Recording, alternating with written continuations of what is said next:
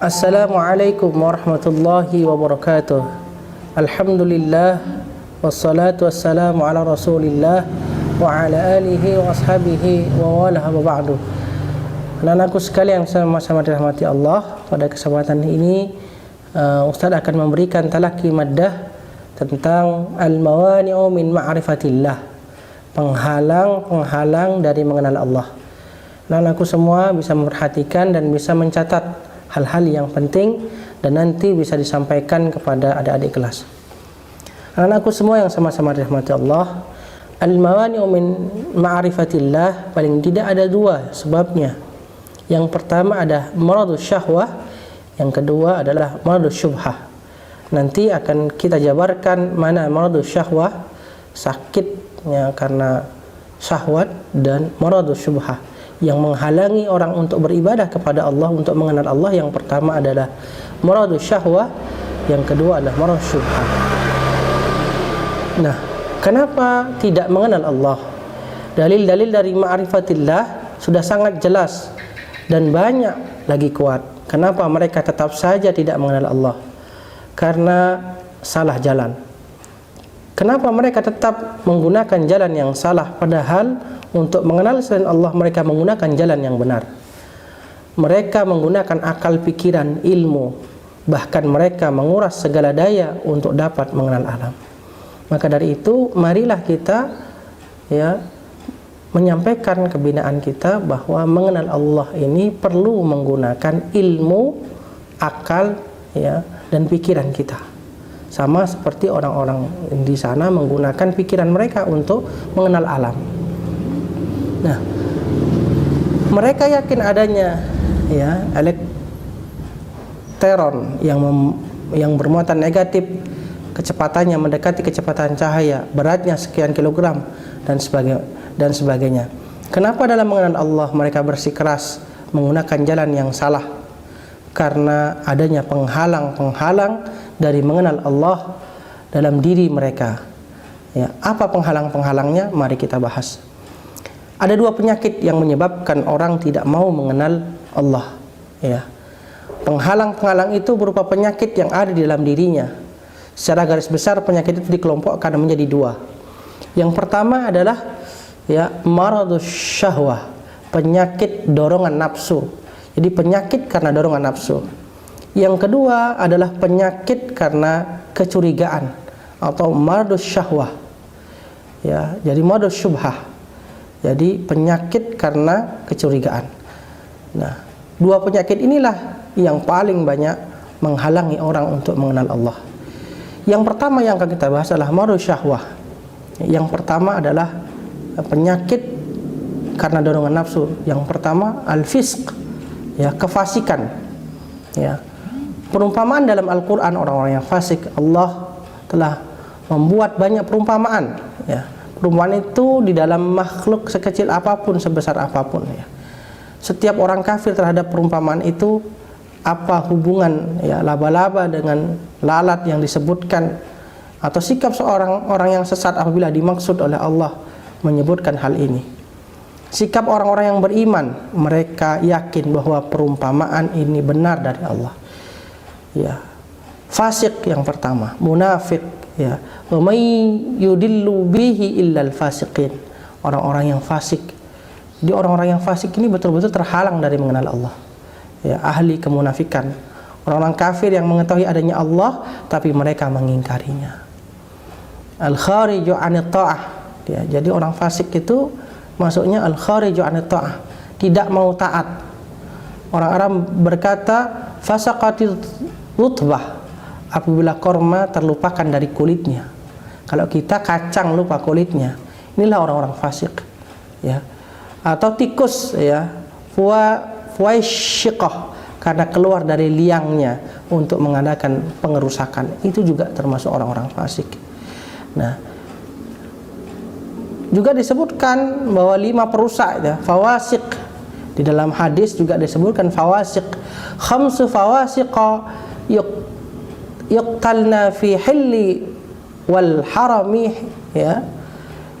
hida'atu wal ghurabu wal fa'ratu wal aqrabu wal kalbu wal aqur. 5 jenis binatang perusak. Jadi fasik itu juga termasuk merusak. Yang disebut di dalam hadis ini adalah binatang yang perusak, yang boleh kita bunuh, ya, baik di dalam tanah halal maupun di luar, ya, haram, ya, di tanah haram, yaitu burung elang, burung gagak, tikus, kalajengking, dan anjing gila. Ini ya harus kita bunuh, ya, karena dia merusak. Nah, ciri-ciri fasik yang pertama adalah merusak janji Allah, ya, yang setelah diikrarkan dengan teguh. Janji itu ya adalah mentauhidkan Allah. Janji itu juga pengakuan bahwa Nabi Muhammad adalah Rasulullah. Janji itu juga ya perintah dan larangan Allah. Jadi orang-orang fasik mengingkari ini. Ya, yang kedua, memutuskan apa-apa yang diperintahkan supaya dihubungkan, ya, silaturahim dan hubungan kekerabatan. Jadi orang fasik memutus ini. Yang ketiga, mengadakan kerusakan di bumi. 3 sifat di atas sebagai tambahan 3 sifat munafik seperti yang di dalam hadis, ya. Apabila mereka menang, ya, tampaklah ke-6 sifat itu, ya. Tetapi apabila mereka kalah, mereka menampakkan 3 sifat, ya, di dalam hadis itu. Jadi yang pertama, ingkar janji, kemudian ya memutuskan tali silaturahim, ya, kemudian mengadakan kerusakan di bumi. Ini ciri-ciri orang fasik di luar yang ya hadis yang sudah kita kenal. Yang pertama, idza haddasa kadzdzaba wa idza wa'ada wa akhlafa wa idza tumina khana. Apabila dia berkata dia dusta, apabila dia berjanji dia mengingkari, apabila dia diberi amanah dia khianat. Ya. Tambahannya ini merusak janji Allah yang telah diikrarkan. Yang keempat, yang kelima, memutuskan tali silaturahim. Yang kelima, mengadakan kerusakan di muka bumi. Ini ciri-ciri orang fasik. Tidak mendapat hidayah orang fasik. Wallahu la yahdil qaumal fasiqin. Dan Allah tidak memberi petunjuk pada orang-orang yang fasik. Selama kefasikan itu masih tetap bercokol dalam dirinya, maka akan selalu salah jalan dan tidak akan sampai kepada ma'rifatullah.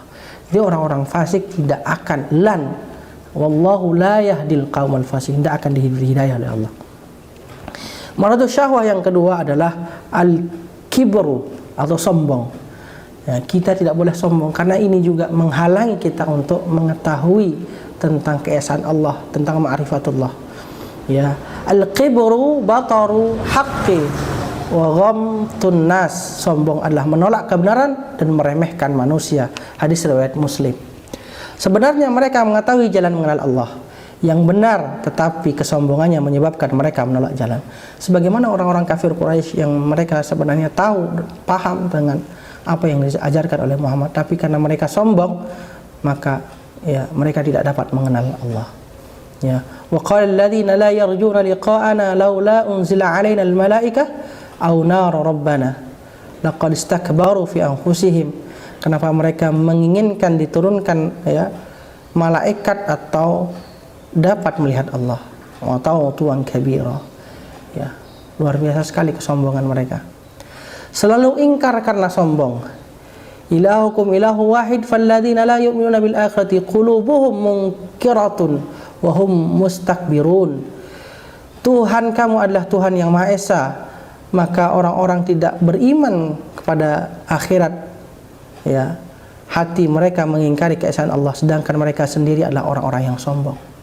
Ya. Begitulah yang terjadi pada ya maha gurunya, yaitu iblis. Iblis tidak mau mentaati perintah Allah karena sombong. Ya, jadi orang-orang yang sombong ini adalah mengambil sifat dari iblis. Yang ketiga, maradus syahwah adalah az-zulm, kezaliman. Ya. Az-zulmu ya wad'us syai'i fi ghairi maudhihi. Kezaliman adalah meletakkan sesuatu bukan pada tempatnya. Ingat, jadi kezaliman meletakkan sesuatu bukan pada tempatnya. Nah, jangan sampai kita meletakkan sesuatu bukan pada tempatnya. Ini makna zulm ya, secara hakiki, secara bahasa itu. Ya. Sesuatu yang terbatas digunakan untuk mencapai sesuatu yang tidak terbatas, itu juga zalim. Zalim yang paling besar adalah syirik. Yang paling zalim adalah orang-orang yang mengadakan kedustaan kepada Allah. Seperti dikatakan bahwa Allah tidak ada, Allah satu dari tiga, atau memiliki anak dan lain sebagainya. Ini adalah bagian dari kezaliman. Ya. Macam-macam permintaan, ya. Mereka meminta sesuatu yang muskil, ya. Menurunkan kepada mereka sebuah kitab dari langit, ya. Wallahu la yahdil qaumaz zalimin. Dan Allah tidak memberi petunjuk kepada orang-orang yang zalim. Jadi ini juga maradus syahwah yang ketiga, ini zalim.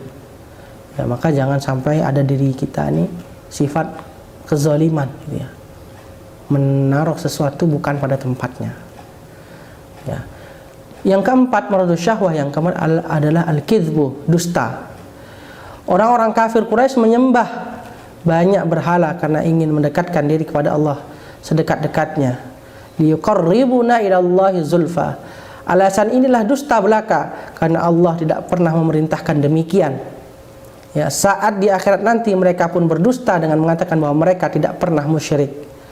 Ya, dalam Al-Quran disebutkan di surat ke-6 ayat 23. Di hadapan Allah pun mereka masih berdusta, tetapi kedustaan hanya keinginan, karena kemudian Allah mengunci mulut-mulut mereka dan bersaksi tangan dan kaki mereka. Ya, ini berdusta juga menghalangi kita dari mengenal Allah. Pendusta tidak akan mendapatkan hidayah. Innallaha la yahdi man huwa kadzibun kafar. Sesungguhnya Allah tidak menunjuki orang-orang yang dusta dan sangat ingkar.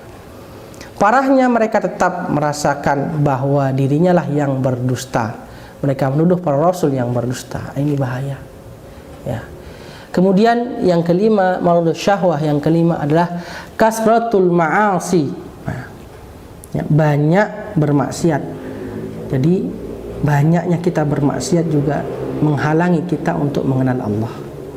Ya. Koleksi dosa, ya, banyak bermaksiat itu atau koleksi dosa. Ya. Satu dosa itu satu titik hitam. Banyak dosa, tutupilah hatinya dengan lapisan hitam. Ya, hidayah susah masuk, ingkar. Jadi kalau orang yang banyak dosanya itu setiap dosa satu titik dan akan meluas menjadi ya banyak, maka mari kita berusaha untuk meninggalkan dosa ini. Ya. Bahkan akhirnya mereka menikmati dosa, menganggap sebagai sebuah kewajaran dan akhirnya menjadi budaya. Ya. Saat ini manusia sudah menyembah hawa nafsunya. Ara'aita man ittakhadha ilahu hawahu fa anta takuna alaihi wakila. Banyak sekali orang yang seperti ini menyembah ya hawa nafsunya untuk mencapai tujuan-tujuannya. Kemudian yang kedua, tahapan yang kedua adalah maradus syubhah. Ya, timbul ya penyakit keraguan. Ya. Apa itu penyakit? Yang pertama adalah al-jahl, bodoh, kebodohan. Maka dari itu anak-anak semua ketika berada di rumah ya hindari kebodohan dengan cara apa? Dengan cara belajar bersungguh-sungguh, melaksanakan tugas yang ada di LMS supaya kita tidak bodoh. Ini juga penghalang kita untuk mengenal Allah. Ya, permintaan yang berulang. Wa qala alladziina la ya'lamuna la yukallimuna Allah aw ta'dina ayah. La ya'lamun di situ artinya bodoh. Karena bodoh mereka meminta sesuatu yang tidak semestinya. Allah berbicara kepada mereka ya. Al-Baqarah ayat 188 itu ya. Ini adalah permintaan ya Rafi' bin Haramalah Nasrani ya pada Rasulullah ya, agar Allah berbicara kepadanya tentang kebenaran ya, kenabian beliau. Ternyata ini bukan permintaan yang baru. Orang sebelum mereka pun pernah meminta yang serupa. Jadi hati mereka itu apa? Ya bodoh. Ya Tuhan disuruh bicara dengan makhluk, nggak bisa. Ya. Banyak sekali seperti bagaimana Abu Jahal ya, yang seorang ya bodoh mengenal Allah. Tidak cerdas dia. Ya. Man arafa nafsahu arafa rabbahu. Ini yang paling penting. Man arafa nafsahu arafa rabbahu. Siapa yang mengenal dirinya, dia akan mengenal Tuhannya. Oleh karena itu Allah mengingatkan kita agar ya, melihat diri kita sendiri, proses penciptaan kita, proses kelahiran kita, proses pertumbuhan hingga dewasa dan akhirnya hingga mati. Ya, semuanya penuh dengan keajaiban yang menunjukkan kekuasaan Allah Subhanahu wa taala. Man arafa nafsahu arafa rabbahu. Yang kedua, maradus syubhah yang kedua adalah irtiyab, ragu-ragu. Ya. Jangan sampai kita menjadi orang ragu-ragu. Ya. Ya. Tiga kelompok manusia, mereka menerima akidah secara turun-temurun, meyakini keyakinannya karena tradisi. Yang kedua, mereka menganalisis dan berpikir, imannya bertambah dan keyakinannya pun kuat. Yang ketiga, mereka selalu menganalisis, berpikir serta berusaha taat kepada Allah, melaksanakan perintahnya dan mempelajari ibadahnya. Ini ya harus yang kita lakukan. Ya. Ini yang kedua tadi ya. Yang kedua apa tadi? Irtiyab, ragu-ragu. Jangan sampai kita ragu-ragu. Kemudian yang ketiga adalah maradul syubhah, yang ketiga adalah al-inhiraf, penyimpangan. Ya. Proses penyimpangan ya, yang pertama adalah naqsul mitsaq, merusak perjanjian, sama tadi ya. Kemudian al-la'nah, mendapat laknat karena kita merusak perjanjian kita dengan Allah. Asyhadu an la ilaha illallah wa asyhadu anna muhammadar rasulullah. Maka kita nanti akan mendapat laknat kalau kita merusak perjanjian itu. Hati yang keras, quswatul qulub, yang sudah tidak menerima tadi, innallaha la yahdil qaumal fasiqin, innallaha la yahdil qaumaz zalimin, innallaha la tidak mengenal Allah. Penyimpangan al-inhiraf. Ya. Kemudian lupa dan pada peringatan an-nisyan, lupa dengan peringatan Allah. Ya, selalu berkhianat, ya, ini juga sama. Kemudian yang keempat adalah maradus syahwah, yang keempat adalah maradus syubhah, yang keempat adalah al-ghaflah, lalai. Ya. Ini sudah disampaikan, alhaakumut takatsur hatta zurtumul maqabir. Ya, jangan sampai kita lalai dari mengenal Allah. Jangan sampai kita lalai dari perintah-perintah Allah. Nah, langsung saja ya, manusia itu lemah. Dha'fut talib wal matlub. Ya, itulah bukti kelemahan manusia. Amat lemahlah yang menyembah dan amat lemah pula lah yang disembah. Jadi semua makhluk ini lemah. Allah lah yang maha kuat. Maka dari itu kita sama-sama belajar untuk menghindari perbuatan ini. Wallahul muwaffiq ila aqwamit thariq, wabillahi taufiq wa ridha wal inayah. Wallahul musta'an. Wassalamualaikum warahmatullahi wabarakatuh.